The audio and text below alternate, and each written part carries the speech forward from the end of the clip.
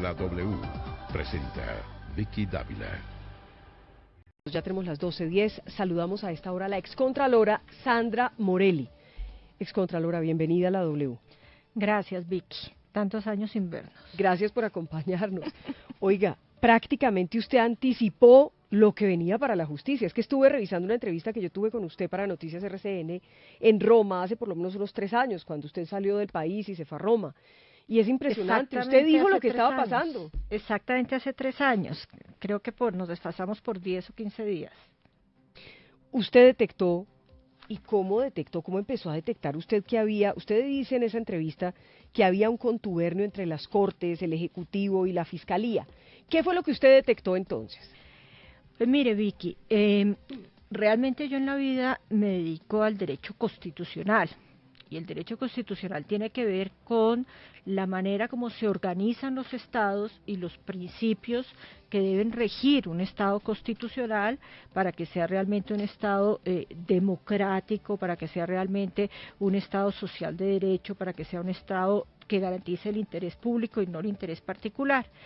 Y hay como unos tips, unas claves, no diríamos un test mínimo de estándares que se debe cumplir. 1, la separación de poderes. 2, el sistema de pesos y contrapesos. 3, la independencia de los poderes de control y especialmente de la rama judicial.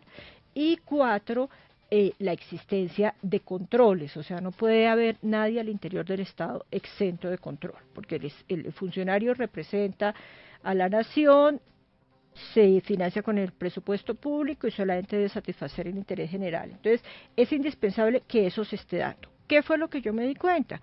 Empecé a notar, en mi caso concreto... Cuando usted era contralora. Claro, pero también en otros casos, pero digamos que si hago un paralelo entre mi historia jurídica y esos, digamos, estándares ideales de lo que es el Estado constitucional de derecho, pues empecé a notar cómo se iba creando una franja y una distancia precisamente porque se estaban rompiendo esos estándares.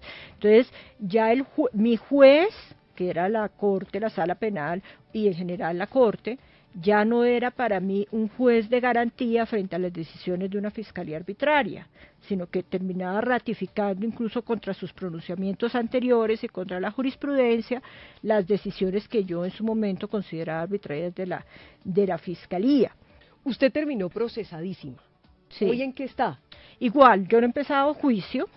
Yo podría quejarme diciendo, uy, después de 3 años, cuando dijeron que yo me había fugado y yo vuelvo y todo, pero no, yo creo que el tiempo es mi mejor aliado y realmente pues todavía no ha iniciado la audiencia de juicio para hacer la preparatoria, estipulación de pruebas, todo eso, y el 15 de octubre se supone que iniciamos juicio.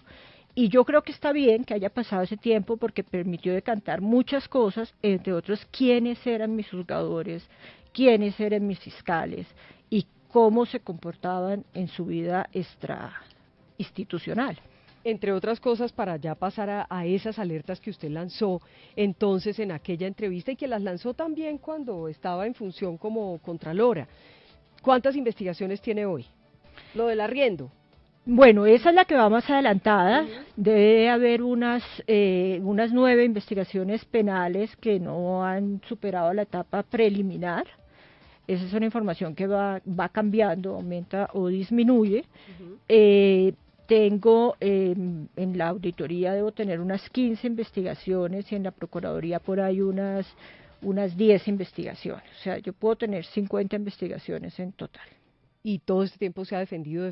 Todo este tiempo me he defendido y han ido archivando, han ido revocando, han ido demandando. Digamos que hasta ahora el resultado para mí no es negativo. Digamos, me han dado la razón, bien sea en la instancia judicial o en ante la misma autoridad ante la cual interpuesto Usted recurso. cae en desgracia con Eduardo Montealegre cuando publica y pone en entredicho que él se posesiona todavía recibiendo dineros de Saludcop como asesor. ¿Qué fue lo que pasó ahí? ¿Qué ocurrió? Pues mire, eso es cuando ya se hace público el problema. O sea, Eduardo Montealegre llega y ejerce unos meses, relativamente normal, él ejerciendo sus funciones y yo las mías, pero cuando le prorrogan este periodo de manera totalmente atípica y contra la jurisprudencia, él ya emprende una estrategia de allanamientos a la Contraloría, de ir a buscar pruebas porque en el edificio hubo sobrecostos o porque en el edificio se interceptaban comunicaciones y se hacían seguimientos de personas, y siempre terminaba recogiendo y sacando copias de los temas de Salucop. Y entonces, pues esos temas yo los ponía en conocimiento de la opinión pública, me parecía muy extraño, no entendía por qué no llamaba y me pedía las pruebas, y no entendía por qué no era claro, o sea, se dictaban unas órdenes de cateo que eran tan genéricas y tan complicadas, y yo pues siempre veía que terminaban en el mismo aspecto, donde todos sabíamos que tenía ese interés particular. Y pues finalmente yo, diciendo lo que estoy diciendo, pues no era muy rigurosa, y dije, no, pues mire, es importante que el país conozca que efectivamente hay un interés y lo sigue habiendo. ¿Por qué razón? Porque a través de una filial de Salucop se le seguía amortizando los honorarios. Eso yo lo denuncié en la comisión de acusaciones, presenté las contabilidades que daban cuenta de eso, tanto de Salucop como pues en general los balances y lo que correspondía en su momento, pero a los 2 días salió un señor que se llama Gustavo Morales, que era superintendente de salud, y dijo que no, que es que esa contabilidad de Salucop, en ese pedacito se había equivocado, ¿no? Entonces, eso pues cuando menos es falsedad ideológica, pero yo lo denuncié, tampoco nunca se investigó, pues porque obviamente no había ante quién denunciarlo, era el propio fiscal, estaba defendiendo al propio fiscal, y ese hecho me demostró a mí que es que el gobierno estaba aliado con Montealegre, porque finalmente el superintendente es un funcionario que depende del Ejecutivo, y pues, no, pues en esta pelea ya aquí no estoy yo ejerciendo un control para la protección de los intereses del Estado, sino que esto se está polarizando y así se fueron creando pues como los grupos. Entonces estaba clarísimo que el gobierno iba a apoyar a Eduardo Montealegre y que el presidente pensaba que era un problema personal mío con Montealegre, ¿no? Entonces es un reduccionismo realmente bien importante. En segundo lugar, que nadie iba a proteger la autonomía de la Contraloría, ni les interesaba que existiera una Contraloría que funcionara. Y en tercer lugar, ya empiezan pues las actuaciones personales contra mí y yo interpongo todas las recusaciones, invoco los impedimentos, etcétera, y me encuentro con una corte que primero dice al propio Montealegre, que se declara impedido por el caso de Salucop, le dice, no, eso ahí no hay impedimento, tanto que le toca al mismo Montealegre insistir ante la sala y decir, no, decláreme impedido, o sea, hágame ese favor, ¿no? Y en eso yo recuerdo un salvamento de voto de la magistrada María de Rosario, muy firme y muy claro, diciendo esto es una vergüenza, o sea, esto es tapar el sol con un dedo, pero es que esto no se sostiene ni en el cielo ni en la tierra. Entonces, al final le aceptan ese impedimento. Después, él empieza a investigar, mi amigo, pero mire, aquí hay aparte que yo ya lo denuncié penalmente, pero además hay una manifiesta enemistad pública. Entonces, lo que contesta precisamente el magistrado Bustos es, no, es que él no interviene, si él es el competente constitucionalmente. No, pero es que él puede delegar y delegó al vicefiscal. Y respecto al vicefiscal, usted no puede alegar que hay una enemistad manifiesta. Entonces, yo interpongo otro recurso, o una reposición, o una insistencia, yo no me acuerdo cuál era el recurso que procedía, y digo, pero mire, es que es el subordinado y es la persona de mayor confianza del fiscal. Pero al final no le pasó nada a Montealegre, pero tampoco a Palacino. No, claro que no. Y entonces, ¿cómo le parece que nunca me contestó la Corte? Entonces después la Fiscalía no entregaba la información general del presupuesto, un funcionario pues inicia un proceso sancionatorio que tiene que ser contra el jefe de la entidad y obviamente lo que busca es que se entreguen toda esta información presupuestal para hacer el balance consolidado de la nación y rendir la cuenta que se le rinde a la Cámara de Representantes en la Comisión Legal de Cuentas. Y esto termina con un fallo de tutela que es el origen de la tragedia institucional de Colombia. Y que yo lo grité a diestra y siniestra y todo el mundo dijo, no, esa Contralora está muy brava porque le quitaron el poder de fregar al fiscal. Y está loca, chiflada, y es una neurótica y además es corrupta. Porque es que la otra cosa que es muy interesante es cómo todos terminamos, ¿no?, catalogados de corruptos, igualito pues A mí me compararon hasta con los rastrojos y no sé qué. Pero bueno, eso ya viene el tema probatorio y todavía pues me toca a mí. Pero en ese caso especial usted empezó a Mire lo que detectar, se dijo. perdóneme un segundo, usted empezó a detectar el matrimonio corte o algunos miembros de la corte, especialmente de la sala penal, con la fiscalía. Y del gobierno. Porque es que imagínense que cuando ya ratifican a Montealegre por segunda vez, él empieza con el cuento de que él y el presidente necesitan un fuero fiscal. Porque es que además se va a crear un grave desequilibrio constitucional porque la Contralora va a suspender al presidente de la República, que entre paréntesis no hace gestión fiscal, o sea que no es objeto de control directo de la Contraloría, y que eso pues es un desbarajuste tan grave que toca crear... Protegerlos. Protegerse él, que se sitúa como el más importante al lado del presidente, o sea, se iguala en su discurso. Entonces, eso lo dicen, vienen las propuestas de reforma y finalmente lo que sucede es que él aprovecha esta iniciación de actuación para efectos de interponer una tutela. Y la tutela, en vez de decir, mire, la Contraloría es un órgano autónomo, esto no es propiamente ejercicio de control fiscal, sino es una medida administrativa para lograr la información, para consolidar el balance de la nación, esa tutela termina siendo un tratado rarísimo. Y el tratado dice, 1, el fiscal no puede ser investigado por la Contraloría, no lo pueden ser los altos magistrados. Estaba en curso el tema del carrusel de las pensiones. Que también lo denunció usted. No lo denunció, lo investigué, lo adelanté, lo cuantifiqué, todo. De las pensiones dentro de la Corte. Claro, y dentro del Poder Judicial en general. Y en tercer lugar, no pueden ser investigados ni juzgados el presidente de la República. Y no pueden serlo porque es que existe un fuero fiscal integral. Yo nunca había oído hablar de eso, la Constitución no lo dice, pero se profiere un fallo que firman un señor Malo, el magistrado Malo. El Malo del que se está hablando ahora. Y el magistrado Salazar. Ajá. Y entonces esa teoría, entonces ahí dice que es integral, que todo se manda a la Comisión de Acusaciones, como si fuera claro que la Comisión de Acusaciones tiene unas competencias taxativas, pero en materia penal, que la Contraloría es un órgano autónomo y que no, esto es un tema administrativo, o sea, escribieron una constitución paralela y con eso se quitaron un control. Aquí le abro un paréntesis. Acuérdese que la Constitución del 91 creó el Consejo Superior de la Judicatura y dentro del Consejo la Sala Jurisdiccional Disciplinaria para juzgar a los altos dignatarios. Lo primero que hizo el propio Poder Judicial decir que donde decía jurisdiccional no era jurisdiccional, era administrativa. Y lo segundo que hicieron todos los poderes, la propia, es que es un discurso hilado, la propia Corte, el Consejo de Estado, la Corte Constitucional y el Gobierno y el Congreso fue dedicarse a poblar ese Consejo Superior de manera mediocre, de tal manera que primero es un órgano totalmente desacreditado y en segundo lugar le quitan esta función de control jurisdiccional de las altas dignidades, entonces lo desvalorizan totalmente. Y ahí empieza como quién va a controlar los altos magistrados, entonces ya la Procuraduría tampoco puede ver si ellos están cumpliendo con sus tareas, entonces ya venían quitándose los controles. O sea, palabras más, palabras menos, doctora Morelli, lo que usted nos está diciendo es que fiscales y magistrados se blindaron para que no los investigaran. Se unieron para que no los investigaran en temas administrativos y fiscales. Claro, y en general, en general, sí. Si usted lee la historia constitucional a partir del 91 hay una serie de decisiones que ¿quiénes se unieron? ¿Quiénes hicieron todo ese tramado para son blindarse?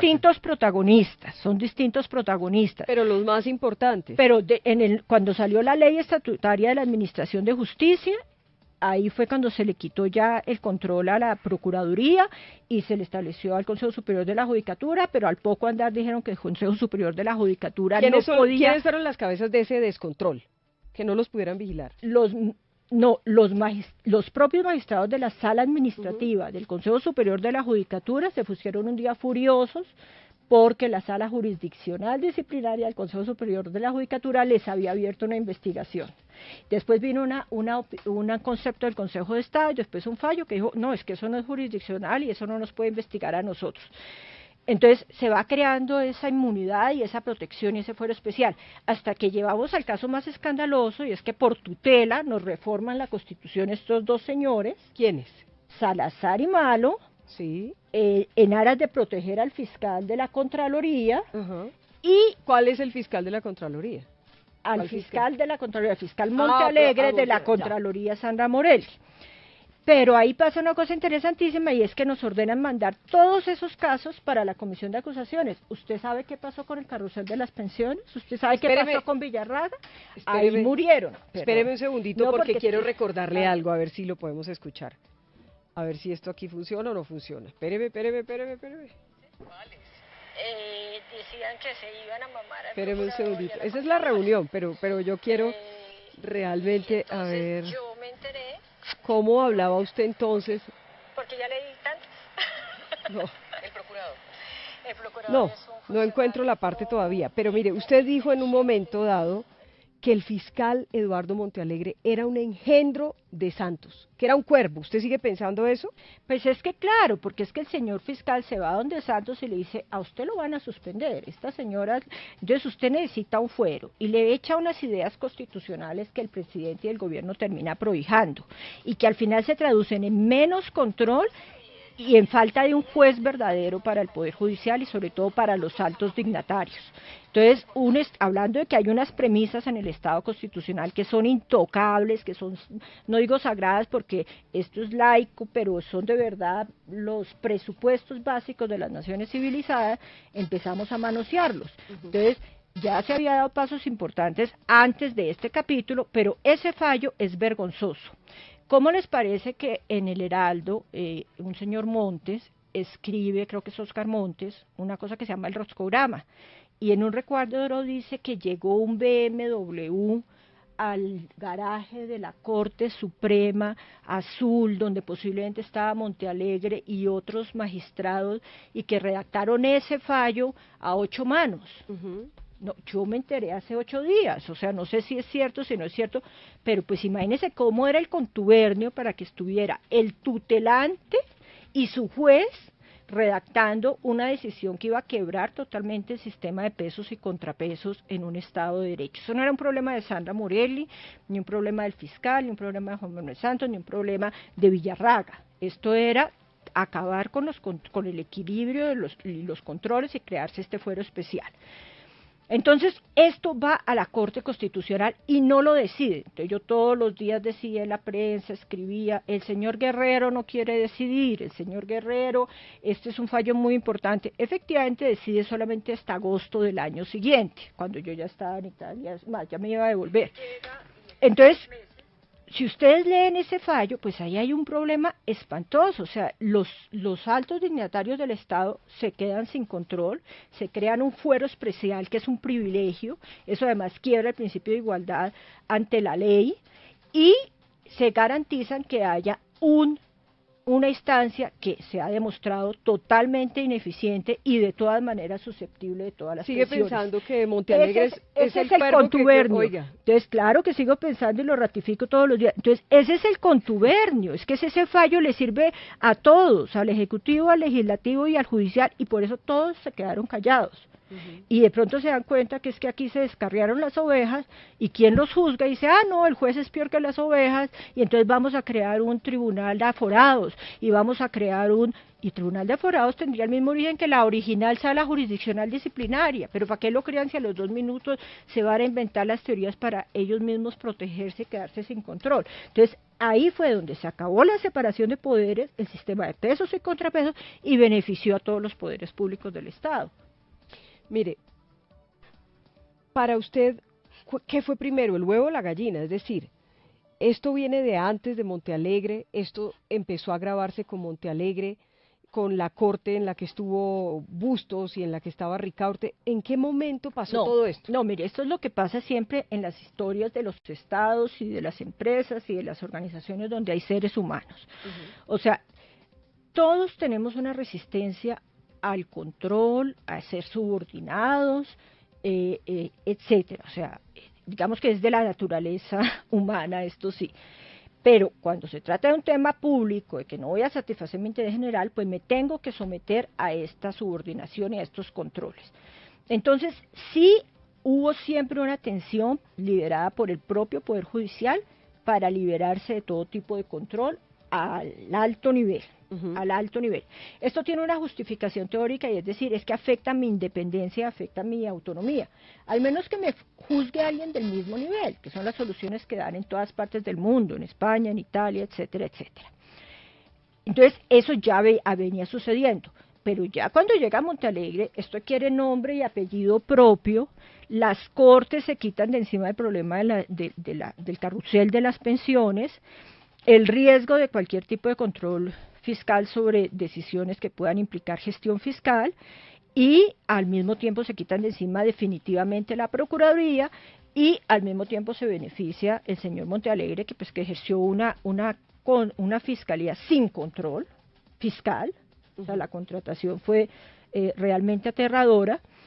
Entonces, primero empezamos a moldear y a manosear las normas y las vamos cambiando y les vamos cambiando el sentido hasta que ya nos creamos un contexto jurídico de total impunidad, o sea, es una evolución que llega a lo de hoy. Cuando usted habla exactamente de impunidad, si ellos no hubieran tenido ese blindaje, estoy hablando de los fiscales, de los magistrados, ¿por qué tenían que responder ello? ¿Cuáles son los actos irregulares por los cuales tendrían que ser investigados? En la época en que yo estaba, se estaba investigando el tema del carrusel de las pensiones. ¿Quiénes estaban involucrados? De los nombres que yo recuerdo estaba, por ejemplo, el doctor Villarraga, pero había muchos más, eran 22 casos que finalmente iban en curso y tenían que ver con que se nombraba a alguien que había trabajado en la rama judicial, que estaba cerca a pensionarse, pero que había aportado lo equivalente al sueldo que tenía, 3 millones, 5 millones, 7 millones. Se le nombraba un mes en una alta corte y salía pensionado como si su sueldo siempre hubiera sido de 22 millones.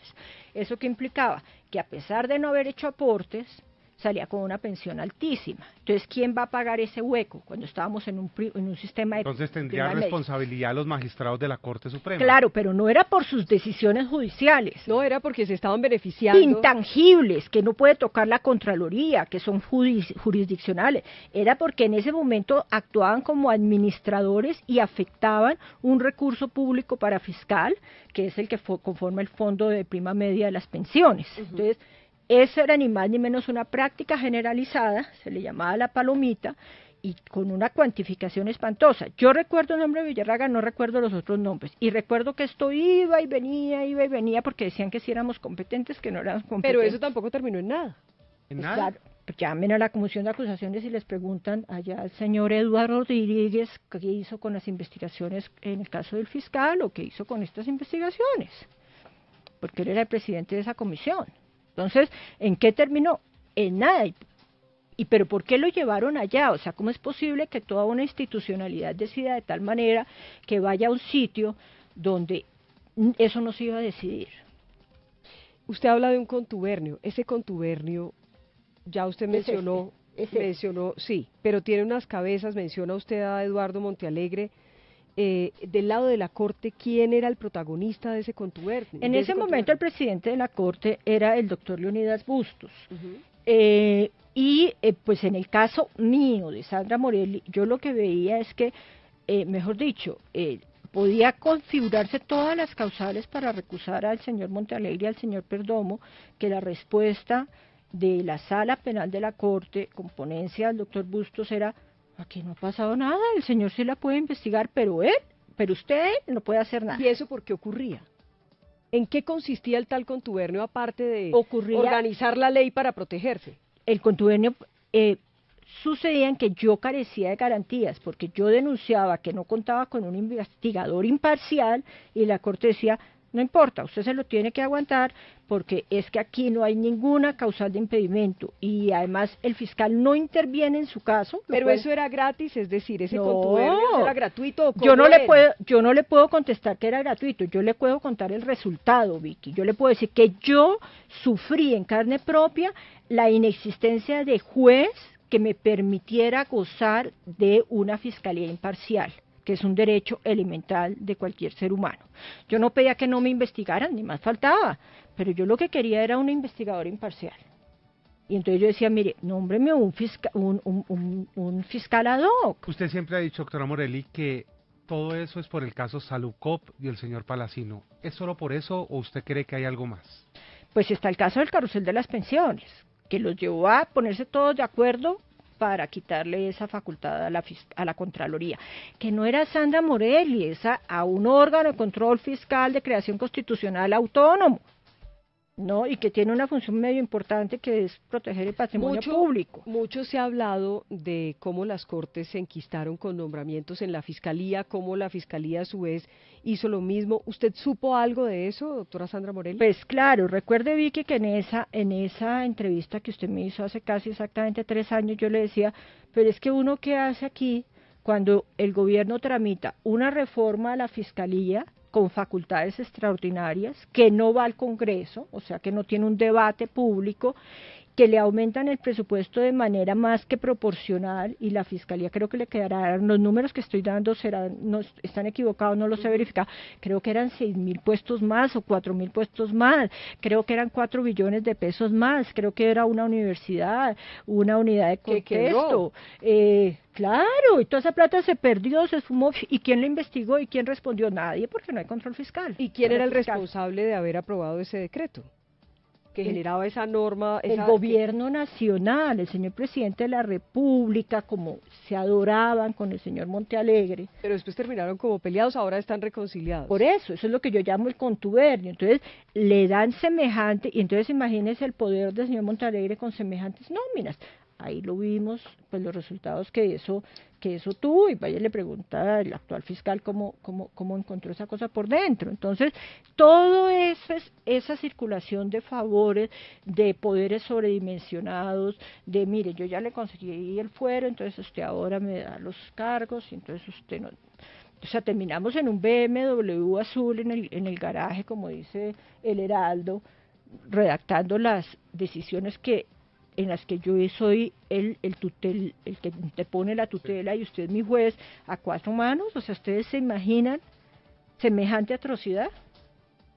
Usted narró en nuestra entrevista en Roma una reunión que supuestamente hubo en la casa del entonces fiscal general Eduardo Montealegre. ¿Qué fue lo que pasó en esa reunión?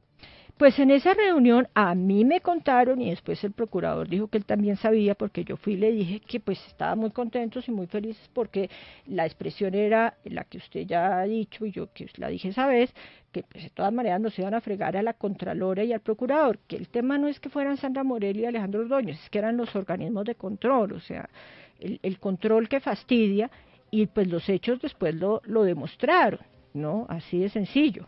O sea, Montealegre y su combo de magistrados se mamaron, como usted dijo en esa entrevista, sí, a la Contralora y al Procurador. Sí, pues al Procurador lo sacaron, a mí no me sacaron jurídicamente, pero físicamente yo sí me fui, porque si todo lo mío iba a ser decidido en ese BM azul, para ponerlo de manera significativa, y no con base en el principio de separación de poderes, ¿no? Entonces, pues iba a ser gravísimo. Todo lo que... ¿Y quiénes estaban en esa reunión? Es que no me acuerdo, Vicky. Pero había magistrados, según... Claro, yo me acuerdo que había magistrados, y estaba ahorita revisando si en algún momento yo di los nombres, porque me los habían dado, pero ya no los encuentro, y si hago memoria y digo mentiras, pues es muy grave. Es peor. Pues claro, entonces no le puedo decir. De todo eso lo que se ha escuchado, se ha denunciado en los últimos días, doctora Morelli, de los manejos de los procesos, por ejemplo, en la Corte Suprema de Justicia, ¿usted escuchó en su momento algo? ¿Había escuchado los nombres de Leonidas Bustos, Francisco Ricaurte, en esas actividades? Todo el mundo los había escuchado. ¿Pero usted qué había escuchado?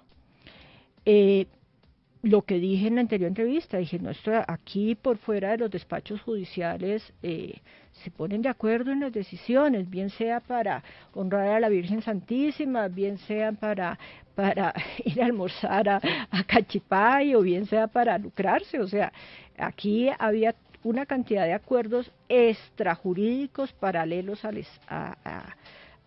Estado, que no respondían a criterios jurídicos estrictos y que eran los que nos estaban rigiendo.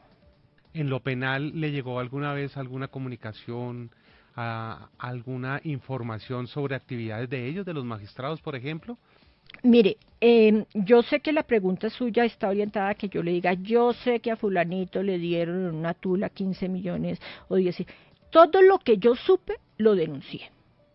Entonces no es sino ir a la comisión de acusaciones y verificar todas las denuncias que yo puse, precisamente en consideración a que ahí no nos estaba rigiendo el derecho y que habían unos pactos y habían unas lógicas que tergiversaban totalmente el ejercicio de la función pública. Hoy con todo lo que estamos viendo, doctora Sandra Morelli. Entonces, claro, si me llegó, tenga la seguridad que ya quedó denunciado.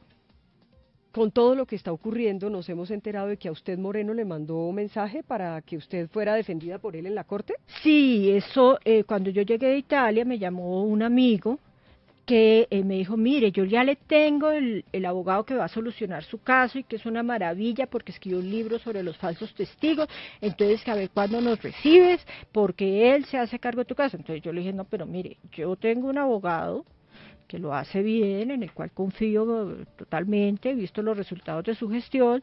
Doctor Álvaro Rolando Pérez. Exacto, pero además a él le pagó el seguro, o sea, yo no tengo plata para pagar otro abogado, o sea, yo no me puedo poner así, porque pues eso vale lo que ya hemos visto que vale, entonces, no, pero igual él quiere asesorarte, pero esa reunión la fui embolatando, no sé, si él me lo autoriza, pues yo lo diré. ¿Pero era magistrado? No, era un colega suyo. ¿Un periodista? Sí. Miércoles. Un periodista le recomendó un a periodista Gustavo amigo Moreno. mío que me dijo, Gustavo Moreno le dijo, mire, yo a esa señora le puedo Lo salvar. abordó a él. Claro. Moreno la estaba buscando. Claro. Ahora, otra cosa que yo también debo decir es que a mí tampoco me interesaba el asunto porque yo sabía que él venía de ser asesor de Montealegre.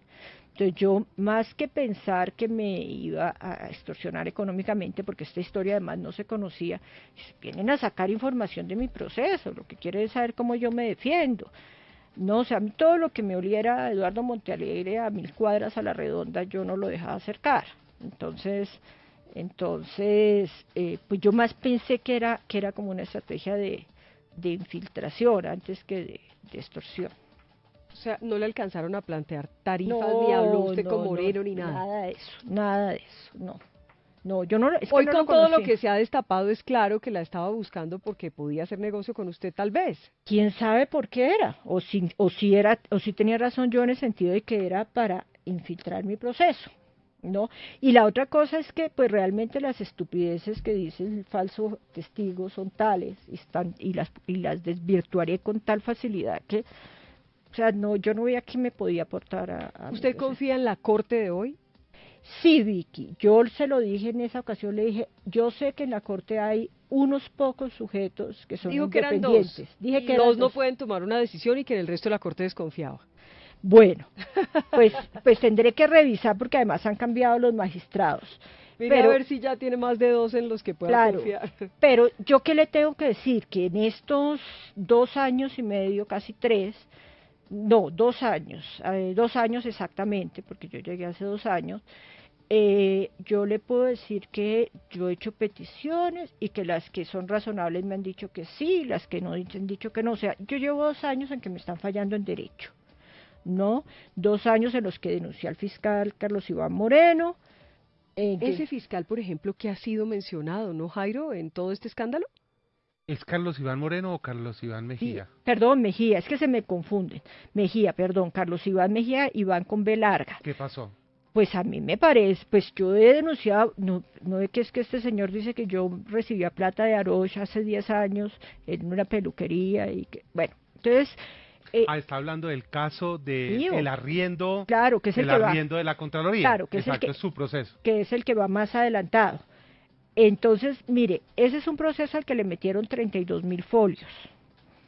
Es un proceso que tiene 4.200 pruebas. es un proceso que después de que le meten todo ese ruido y esa basura y sacan esa cantidad de información y etcétera, etcétera, y van a Italia por mí a extraditarme, porque a eso fue Perdomo, no se les olvide, Vicky, creo que nos encontrábamos en los mismos días en Roma cuando usted estaba allá, porque él había ido a por mí, como dirían los españoles. O sea, todas las arbitrariedades posibles. Dijeron que me habían expedido circular roja, cosa que no era cierta. Yo no sé si un fiscal puede mentir así impunemente. Entonces, en ese proceso le metieron, o sea, yo tengo como 400 metros llenos del material de ese proceso. Entonces después la fiscalía dice, no, yo solamente voy a usar 500 pruebas. O sea que me dejaba por fuera al falso testigo, me dejaba por fuera la peluquería, o sea, todas las cosas que demostraban la parcialidad con la que se hizo la investigación y la falta de sustento. Yo dije, no, yo sí me quedo con las 4.200, ¿no? Y después no quisimos estipular absolutamente nada, porque a pesar de que esto alarga el proceso, yo sí tengo que mostrarle a mis juzgadores cómo toda la investigación pues fue parcializada, está llena de nulidades, sí intervino el fiscal, a pesar de que en la corte el magistrado Bustos dijo que él no intervenía. Ahí Aldana fue el que me metió el falso testigo, este señor Rodrigo Aldana, el que está hoy detenido. Claro. Por el caso de ULA. Exacto. Entonces, hay muchísimos elementos que están orientados a que yo pueda demostrar cómo había una parcialidad, y estábamos muy lejos de buscar establecer realmente lo que sucedió. ¿Qué piensa de la fiscalía de hoy, del doctor Néstor Humberto Martínez? Pues mire, yo, primero que todo, me parece supremamente irrespetuoso ir y decir, uy, ese señor es maravilloso, porque es que queda feo. Yo tengo muchas investigaciones en su despacho, y entonces elogiarlo no me luce, ni tampoco criticarlo. Yo creo que se debe tener un mínimo de respeto por la institucionalidad, y entonces, así como yo he emitido las opiniones que he emitido con elementos objetivos, acá yo le puedo decir una posición, yo estoy tranquila. Estoy totalmente tranquila, porque es que es muy distinto el modelo actual a lo que vivió este país, que yo no sé cómo se soportó y cómo se admitió, porque es que eso parecía casi de comedia trágica, ¿no?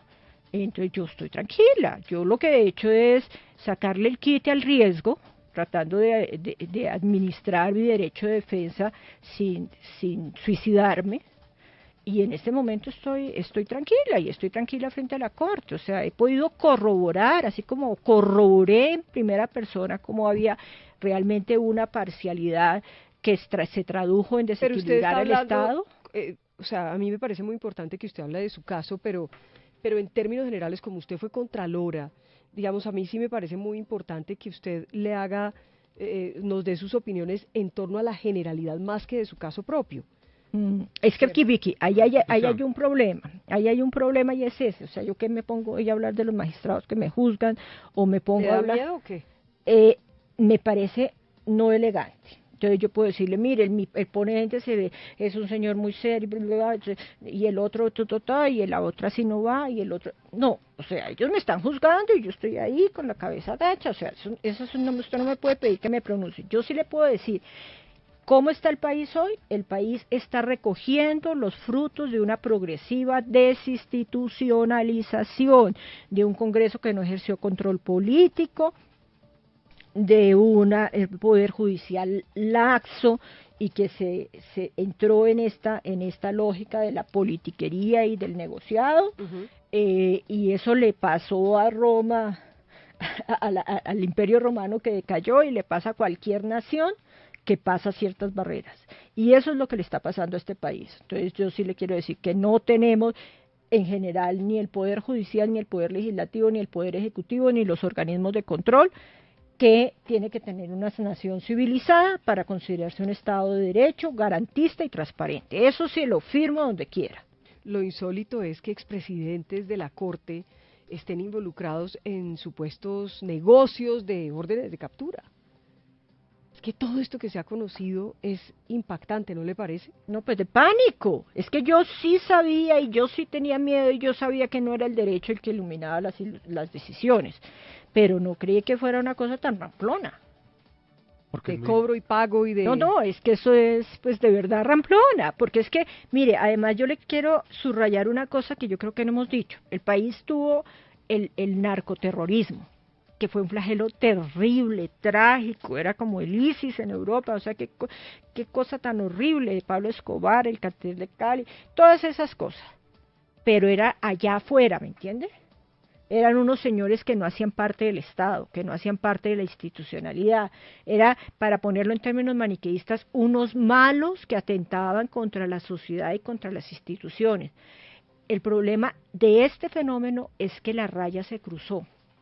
Entonces, bien sea por la vía de la contratación, bien sea por la vía de la designación en los cargos, bien sea por la vía del amiguismo, de las relaciones públicas. Pero todo lleva a un solo punto, a cuadrar procesos, en lo que estamos hablando. Pero no es solamente ahí, porque se nos ha olvidado la contratación administrativa. O sea, lo que tenemos es unas mafias adentro del Estado. El problema está dentro del Estado.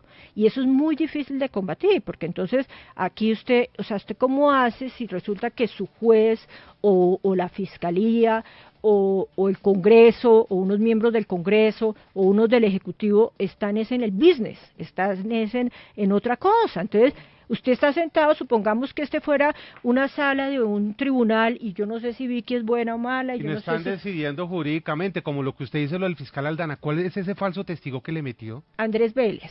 ¿Quién es él?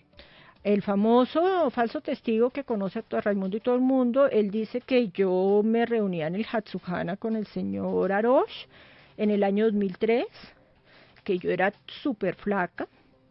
En ese año yo estaba esperando a mi hijo. Pero ¿cómo? Pero independientemente de esos detalles, y que entonces yo conocía y que yo recibí 10 millones de pesos en efectivo para hacerle lobbying al señor Arosh en la Cámara de Comercio para que no dijeran que él era contrabandista, sino que era comerciante. Pero ¿cómo así que el propio fiscal Aldana le mete ese testigo? ¿Él fue el que lo consiguió? ¿Cómo lo elaboró? ¿Cómo fue eso? Mire, eso ya no está sometido a reserva del sumario. El señor Vélez empieza a hablar, en cualquier caso, y se refiere a mí y echa todo este cuento. Entonces, él le da traslado a Montealegre, y Montealegre le da traslado a Perdomo, y Perdomo le da traslado al señor Carlos Iván, y Carlos Iván lo oye y lo introduce como una prueba clave para demostrar el interés ilícito que yo tenía desde hace 10 años en contratar un edificio que no existía, cuando yo no sabía que iba a ser contralora, ¿no? Entonces, ese es uno de las pruebas que están en mi proceso, en la cual intervino directamente en Montealegre, cuando se supone, según el doctor Bustos, que él no intervenía en mi proceso. Entonces, ¿para qué me preguntó eso?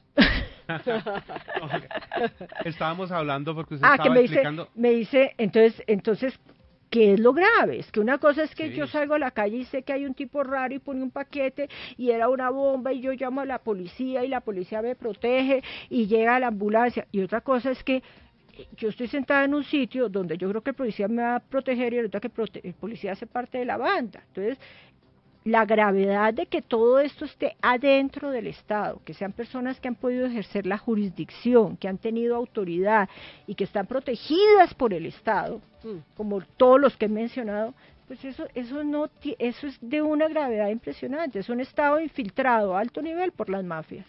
Hicimos el ejercicio en Roma y lo vamos a repetir en estos últimos minutos que nos quedan. En una palabra, ¿qué piensa de Leonidas Bustos hoy? Lo mismo que usted, Vicky, que es una lástima, que es deplorable. ¿Cómo no, era una palabra. ¿Tiene alguna palabra para Bustos? Pues que sí, una tristeza, es deplorable, es deprimente. Eduardo Montealegre. Ya no pienso en él. No, deprimente igualmente. Jorge Perdomo. Más deprimente. Todos deprimentes. Todos, pero no es deprimente, es que es terrible lo que le pasa a Colombia. Juan Manuel Santos. De Juan Manuel Santos pienso que sigue aliado con el Cuervo. ¿Con Montealegre? Pues no ve que lo puso de asesor para la JEP. ¿Y ese Cuervo en qué va hoy? El Cuervo va feliz, dichoso, nadie lo investiga, él no cuenta nada de lo que tiene que ver con esto, a pesar de que él lideró todo este fandango. O sea, ¿usted cree que todo en lo que estamos hoy es culpa de Montealegre? No, porque Montealegre no actúa solo. No le digo que había un contubernio, no, que hubo mucha gente alrededor. ¿Pero usted cree que él lo incubó? yo creo que él ciertas situaciones las lideró y las lideró con éxito. Y un ejemplo es el hecho de no tener jueces, de no tener investigaciones, de no tener, ¿no? Pero es un señor que mete al señor Moreno a la comisión de acusaciones para que no le revisen sus investigaciones y todo. O sea, a él le va divino en la vida. O sea, ¿usted cree que Montealegre sabía que Moreno era el personaje que era cuando lo metió, cuando el señor Moreno llegó a la comisión de acusación a asesorar algunos temas? Yo no sé si él sabía o no, pero después le pagó el favor llevándoselo de asesor de él. ¿Y usted vio que quería ser era vicefiscal, Moreno? Eso vi con las grabaciones de ayer. Pero bueno, daba lo mismo, ¿no? Entre Moreno y Perdomo daba lo mismo. ¿Esto tiene solución, tiene salida?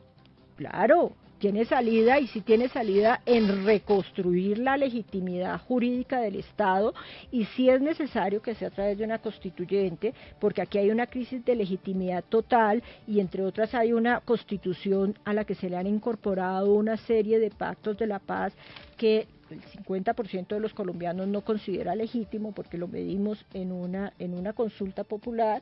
Entonces, en ese orden de ideas, yo sí creo que como pasó en el 91, toca sentarse, hacer borrón y comprometerse auténtica y sinceramente con los pilares del Estado de Derecho. ¿Usted votó por el sí o por el no?